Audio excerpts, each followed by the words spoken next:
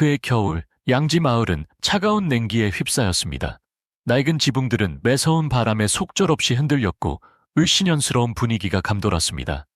잿빛 하늘 아래 예순을 훌쩍 넘긴 김할머니는 눈 덮인 흙길을 힘겹게 걸었습니다. 낡은 속옷은 앙상한 몸을 따뜻하게 감싸주지 못했고 얼어붙은 두 손은 폐지를 가득 실은 낡은 손수레를 움켜쥐고 있었습니다. 그날 하루 종일 김할머니는 한읍의 구석구석을 헤매며 플라스틱병, 맥주캔, 푼돈이라도 될 만한 것들을 주웠습니다. 오늘은 그 어느 때보다 폐지가 귀했지만 다른 선택지는 없었습니다. 할머니가 힘들게 번 돈은 오로지 하나뿐인 손자 민준이를 위한 것이었습니다. 집에 돌아왔을 때 김할머니는 기진맥진했습니다. 좁은 골목 안쪽에 자리 잡은 작은 집은 비바람을 겨우 피할 수 있을 정도였고 낡은 나무 벽은 세월의 흔적을 고스란히 드러냈습니다.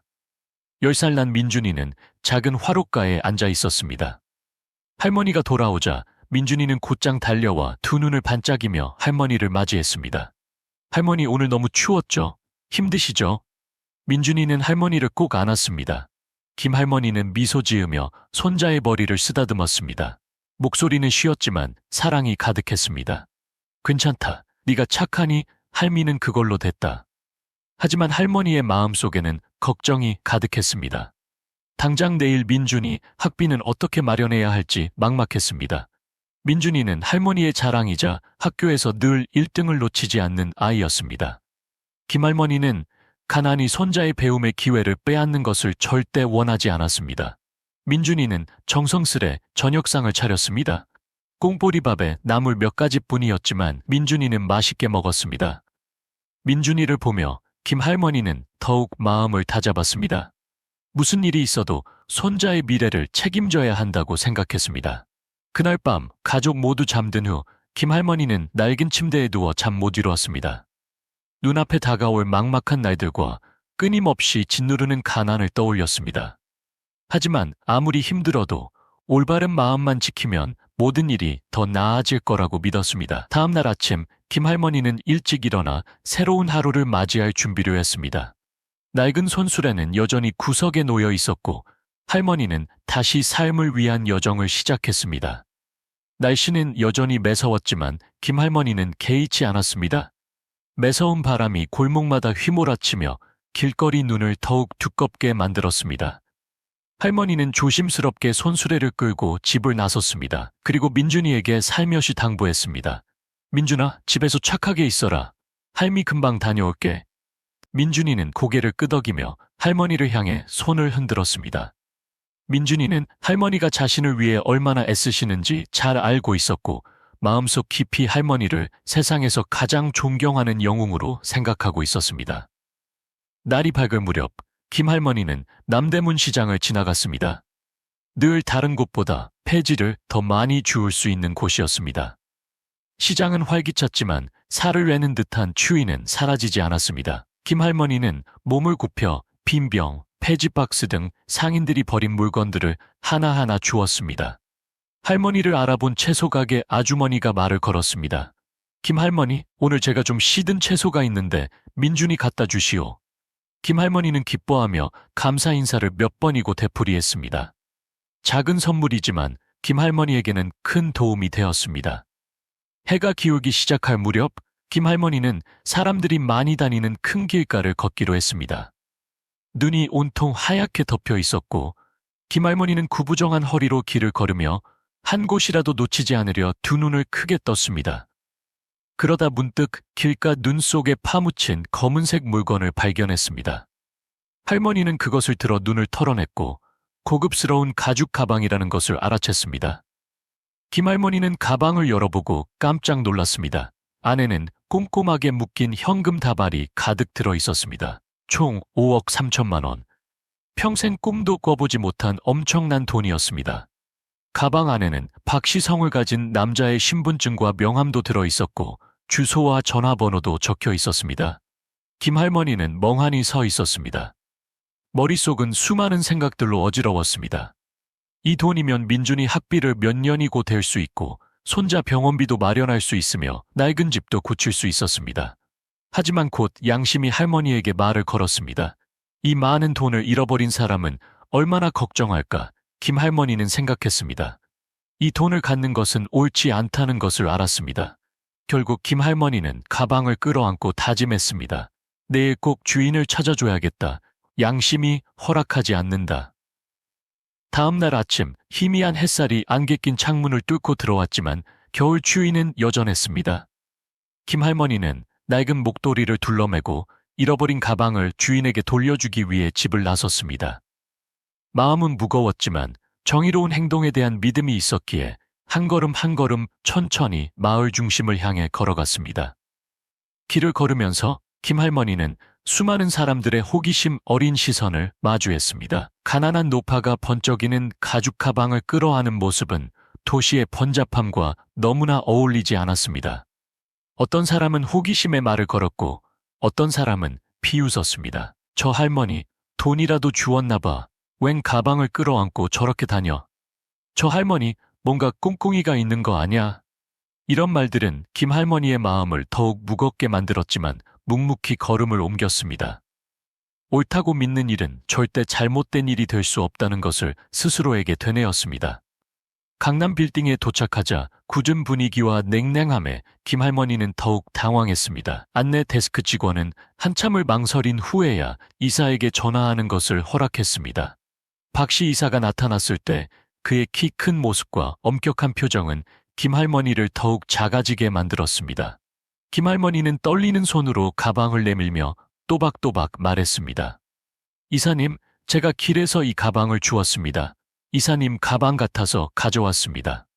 박 이사는 가방을 바로 확인했습니다. 처음에는 신분증과 돈이 그대로 있는 것을 보고 안심하는 듯했지만 잠시 후 얼굴빛이 확 바뀌었습니다. 두 눈은 날카로워졌고 날카로운 목소리로 말했습니다. 이 가방에 2억 원이 모자라는데 혹시 할머니가 가져간 거 아니시오? 김 할머니는 마치 벼락을 맞은 듯했습니다. 방금 들은 말을 믿을 수 없었습니다. 할머니는 억울함을 호소하려 했지만 박 이사는 들으려 하지 않았습니다. 할머니처럼 가난한 사람이 큰 돈을 주었는데 욕심이 안 날 리가 없지. 날 속이려 하지 마시오. 박 이사는 의심스러운 눈빛으로 말했습니다.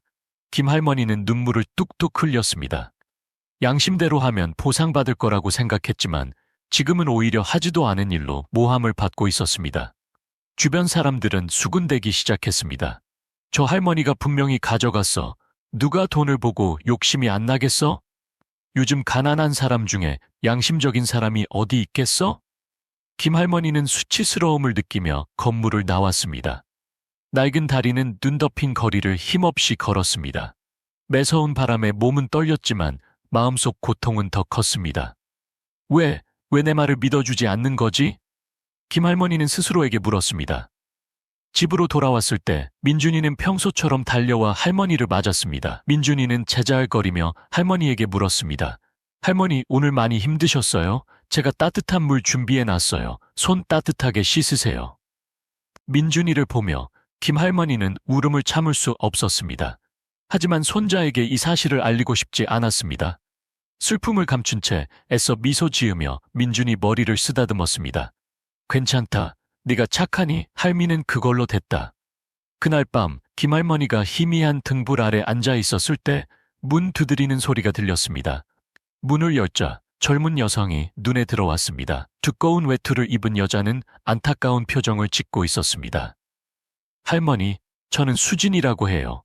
박 이사님 회사에서 일하고 있어요. 드릴 말씀이 있어서 왔어요. 수진이 말했습니다. 김 할머니는 당황했지만 여자를 집 안으로 들였습니다. 희미한 등불 아래 수진이는 자신이 알아낸 진실을 이야기했습니다. 없어진 돈은 사실 박 이사가 이전에 계약금을 지불하는데 사용했다는 것이었습니다. 박 이사는 이 사실을 깜빡 잊고 김 할머니를 오해했던 것이었습니다. 박 이사님 대신 할머니께 사과드립니다. 할머니를 의심한 건 정말 잘못된 행동이었어요. 저는 할머니가 정말 양심적인 분이라는 걸 알아요. 수진은 진심을 담아 말했습니다. 수진의 말을 들으며 김 할머니는 마음이 조금은 가벼워지는 듯했습니다. 하지만 수치심과 억울함은 여전히 마음속에 깊이 남아 있었습니다. 다음 날 아침 김 할머니는 수진의 말을 듣고 다시 회사를 찾아가서 다시 한번 오해를 풀기로 했습니다. 회사를 향하는 길에서도 마음은 불안했습니다. 과연 그들이 진심으로 사과할까? 혹시라도 또다시 거짓 약속으로 자신을 달래려는 것은 아닐까 하는 걱정에 마음이 복잡했습니다. 회사에 도착하자 수진은 할머니를 안내했고 곧장 이사방으로 데려갔습니다. 박 이사는 어제와 달리 당황한 기색이 역력했습니다. 냉랭하던 모습은 온데간데 없이 사라지고 안타까운 눈빛으로 할머니를 바라봤습니다. 잠시 후 박 이사는 고개를 숙이며 김 할머니에게 말했습니다. 제가 다시 확인해 보니 제가 착각한 게 맞습니다. 할머니를 의심한 것을 사과드립니다. 늦었지만 박 이사의 사과는 김 할머니의 마음속 응어리를 조금이나마 풀어주었습니다. 할머니는 고개를 끄덕이며 조용한 목소리로 대답했습니다. 저는 제 양심대로 했을 뿐입니다. 이사님이 아셨으니 그걸로 됐습니다. 하지만 수지는 여기서 멈추지 않았습니다. 박 이사에게 김할머니와 손자 민준이에게 보상을 해야 한다고 주장했습니다. 처음에는 망설이던 박 이사도 단호한 수진의 눈빛에 결국 수긍할 수밖에 없었습니다. 수진은 박 이사에게 말했습니다. 아빠, 김할머니는 가난한데도 큰 돈을 돌려줄 만큼 양심적인 분이세요. 우리가 할머니를 도와드려야 해요. 박 이사는 고개를 끄덕이며 민준이가 졸업할 때까지 학비를 전액 지원하고 김할머니에게 생활비를 지원하겠다고 약속했습니다. 김할머니는 완강히 거절했지만 수지는 할머니를 설득했습니다. 할머니, 민준이는 좋은 미래를 가질 자격이 있어요. 이건 보상이 아니라 저희의 감사 표현이에요. 결국 김할머니는 수진의 진심에 감동하여 도움을 받아들이기로 했습니다. 하지만 여전히 마음 한구석에는 이상한 감정이 남아 있었습니다. 선한 마음은 언제나 옳다는 믿음이었습니다. 그날 아침 김할머니의 작은 집에는 희미한 햇빛이 창문을 통해 들어왔습니다. 민준이는 책상에 앉아 공부에 집중하고 있었지만 배가 살살 아파 괴로워했습니다. 할머니가 걱정할까봐 꾹 참고 있었습니다.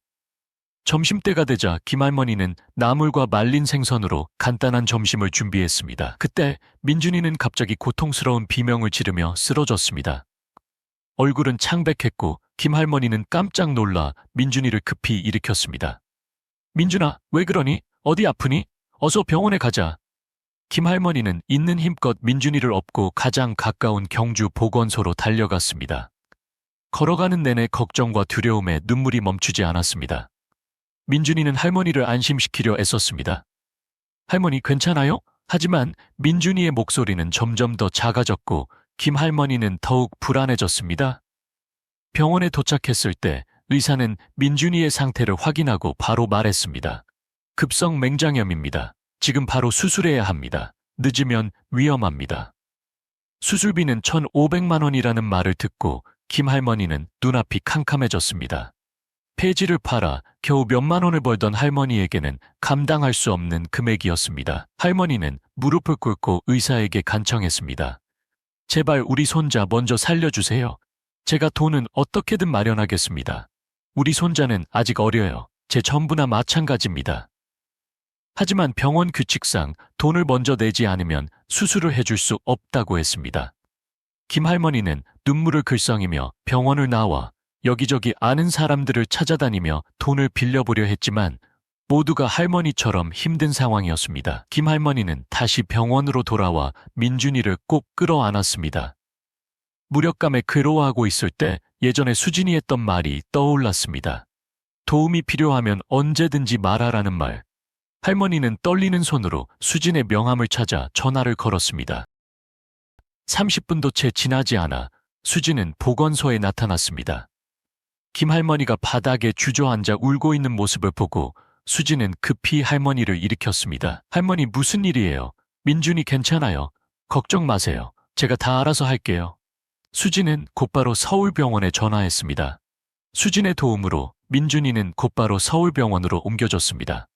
수진은 수술비와 입원비 전액을 지불했습니다. 수술은 그날 저녁에 바로 진행되었고 다행히 민준이는 무사했습니다. 의사는 민준이가 고비를 넘겼다고 전했습니다. 김할머니는 안도의 눈물을 흘리며 수진에게 감사를 표했습니다. 수진 씨, 뭐라고 감사해야 할지 모르겠어요. 수진 씨가 아니었다면 우리 손자는 어떻게 됐을지? 수지는 김할머니의 손을 잡고 부드럽게 말했습니다. 할머니, 그렇게 말씀하지 마세요. 저는 누구라도 그렇게 했을 거예요. 민준이는 착한 아이니까요. 분명 훌륭한 사람이 될 거예요. 이 일은 곧바로 박 이사의 귀에도 들어갔습니다. 처음에는 대수롭지 않게 여겼지만 수진이가 민준이의 상태와 김할머니의 절망스러운 상황을 이야기하자 박 이사는 마음 한 곳이 아려왔습니다. 그는 처음 김할머니를 만났을 때 가난하지만 강인했던 노파와 자신이 했던 냉담하고 무례한 행동을 떠올렸습니다. 결국 박 이사는 직접 김할머니의 집을 찾아갔습니다. 낡은 나무 문 앞에 서자 평소의 권위적인 모습은 사라지고 안타까움과 부끄러움이 느껴졌습니다. 김할머니가 문을 열자 둘은 잠시 동안 아무 말도 하지 못했습니다. 박 이사는 고개를 숙이며 진심을 담아 말했습니다.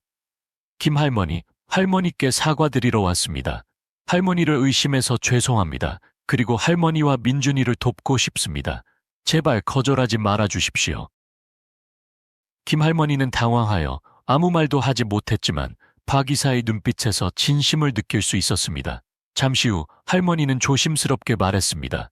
이사님, 저희에게 너무 큰 도움을 주셨어요. 더 이상 짐이 되고 싶지 않아요.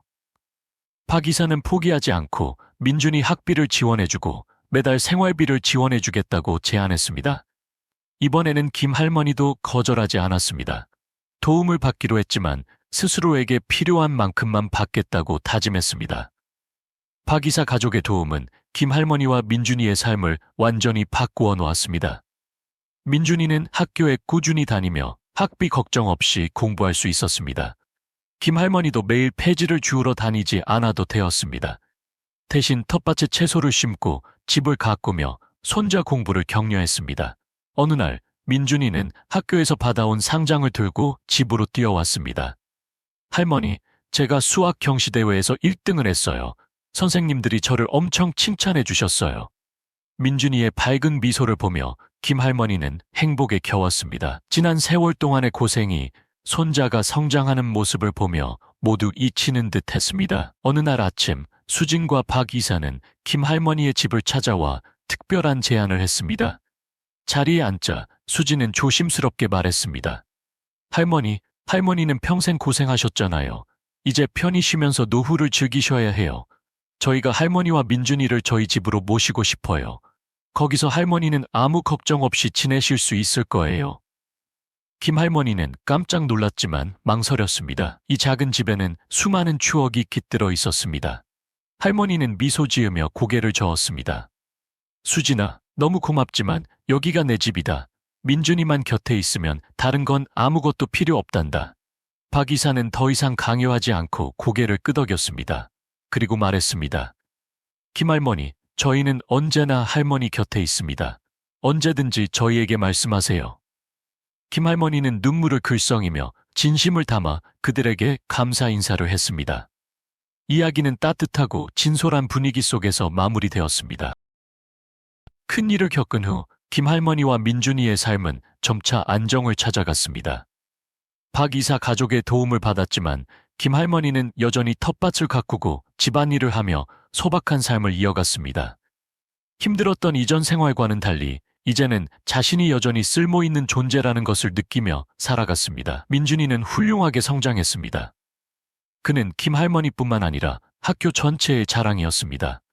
늘 뛰어난 성적을 거두었으며 시도 경시대회에서 우수한 성적을 거두었습니다. 민준이의 빛나는 두 눈에서는 뚜렷한 의지를 엿볼 수 있었습니다. 할머니와 나를 도와주신 분들께 보답하기 위해 꼭 훌륭한 사람이 되어야 한다. 어느 날 김할머니가 작은 방에서 바느질을 하고 있었을 때 수지는 특별한 선물을 가지고 김할머니를 찾아왔습니다. 민준이에게 줄 새 책가방과 학용품 세트였습니다. 수지는 약속대로 두 사람의 삶에 끊임없는 관심을 보여주었습니다. 수지는 어려운 수학 문제를 풀고 있는 민준이를 보며 김할머니에게 웃으며 말했습니다. 할머니, 민준이 정말 똑똑하네요. 이렇게 열심히 하니 민준이 미래는 정말 밝을 거예요. 김할머니는 고개를 끄덕이며 자랑스러운 듯한 눈빛으로 민준이를 바라보았습니다. 정말 착해요, 수진아. 나는 그저 손자가 잘 자라는 모습을 오래오래 보고 싶을 뿐이야. 수지는 김할머니의 손을 잡고 따뜻한 눈빛으로 말했습니다. 하지만 어딘가 걱정스러운 기색이 보였습니다. 할머니, 꼭 건강하셔야 해요. 무슨 일이 있으면 언제든 저에게 연락하세요. 저희는 항상 할머니를 도울 준비가 되어 있으니까요. 두 사람은 마치 가족처럼 따뜻한 대화를 이어나갔습니다. 세월이 흘러 민준이는 키가 크고 늠름한 청년으로 성장했습니다. 박 이사 가족의 도움과 김할머니의 끊임없는 격려 덕분에 민준이는 서울의 명문 대학교에 합격했습니다. 합격 통지서를 받았을 때 민준이는 눈물을 글썽이며 할머니를 껴안았습니다. 할머니, 제가 해냈어요. 할머니 자랑스러운 손자가 될게요. 김할머니는 통지서를 손에 들고 눈가가 촉촉해진 채로 바라보았습니다. 그것은 할머니가 평생 바라왔던 순간이었습니다. 그 순간 할머니는 자신의 모든 희생이 헛되지 않았다는 것을 알 수 있었습니다. 민준이가 대학으로 떠나는 날, 박 이사와 수지는 직접 민준이를 배웅했습니다. 과거에 김할머니를 의심했던 박 이사는 이제 훨씬 친절하고 따뜻한 사람이 되었습니다. 민준이가 학교 운동장에 서 있는 모습을 보며 그는 자랑스러움을 감추지 못했습니다. 어깨를 두드리며 말했습니다. 민준아, 너는 정말 훌륭한 청년이다. 분명히 훌륭한 사람이 될 거라고 믿는다. 언제든 도움이 필요하면 박 이사와 수진이 언제나 도와줄게. 민준이는 목이 메어 감사 인사를 했습니다. 꼭 성공해서 실망시키지 않겠습니다. 김할머니는 버스가 멀어지는 모습을 바라보며 슬퍼하기보다 희망에 가득 찼습니다. 나이는 들었지만 손자가 성공의 길로 나아갈 수 있도록 첫 발걸음을 내디뎠다는 것을 알았습니다. 시간이 흘러 민준이는 대학교에서 뛰어난 학생이 되었습니다. 그는 단순히 공부를 잘하는 학생이 아니라 주위 사람들에게 영감을 주는 사람이었습니다. 민준이는 가난했지만 훌륭한 인품을 가졌던 자신의 할머니 이야기를 종종 들려주었습니다. 그것은 민준이에게 가장 큰 동기부여가 되었습니다. 민준이가 최우수 성적으로 졸업했을 때 그는 대기업의 소프트웨어 엔지니어가 되었습니다. 첫 월급을 받자마자 그는 김할머니에게 돈과 편지를 보냈습니다. 사랑하는 할머니께 저의 첫 월급입니다. 저는 훌륭한 사람으로 성장했고 모든 것이 할머니 덕분입니다. 이 돈으로 할머니가 좋아하는 것을 마음껏 사세요. 사랑합니다. 김할머니는 눈시울이 붉어진 채로 편지를 읽었습니다. 마음속 깊은 곳에서 형언할 수 없는 자부심이 느껴졌습니다. 내 손자가 정말 훌륭하게 자랐구나. 김할머니는 생각했습니다. 한 해가 저물어갈 무렵 온 세상에 새해 분위기가 가득할 때 박 이사와 수지는 김할머니를 방문했습니다. 그들은 함께 이야기를 나누고 특별한 선물을 전했습니다. 수지는 미소 지으며 큰 봉투를 열었습니다. 봉투 안에는 김할머니가 살고 있는 집의 소유권 증명서가 들어 있었습니다. 할머니, 이 집은 저희가 드리는 선물이에요. 이제 이 집은 할머니 거예요. 누구도 뺏어갈 수 없어요. 김할머니는 떨리는 손으로 증명서를 쥐었습니다. 눈물이 하염없이 흘러내렸습니다. 수진아, 박 이사님, 뭐라고 감사를 드려야 할지 모르겠어요. 당신들 덕분에 삶에 대한 믿음을 다시 얻었어요. 박 이사는 조용히 말했습니다. 김할머니, 할머니야말로 우리에게 큰 가르침을 주셨습니다. 할머니의 선한 마음이 삶을 바라보는 저의 관점을 바꾸어 놓았습니다. 오히려 저희가 할머니께 감사해야 합니다. 그 후 김할머니는 평화롭고 행복하게 삶을 살아갔습니다. 나이는 들었지만 여전히 삶에 대한 믿음을 잃지 않았고 민준이에게 그 가치를 전해주었습니다. 민준이는 사회에 필요한 사람이 되었고 언제나 자신의 뿌리와 할머니의 가르침을 잊지 않았습니다. 이야기는 돈을 돌려준 것으로 끝나는 듯했지만 사실 그것은 단지 시작일 뿐이었습니다. 작고 선한 행동은 모든 사람의 삶을 크게 변화시킬 수 있습니다.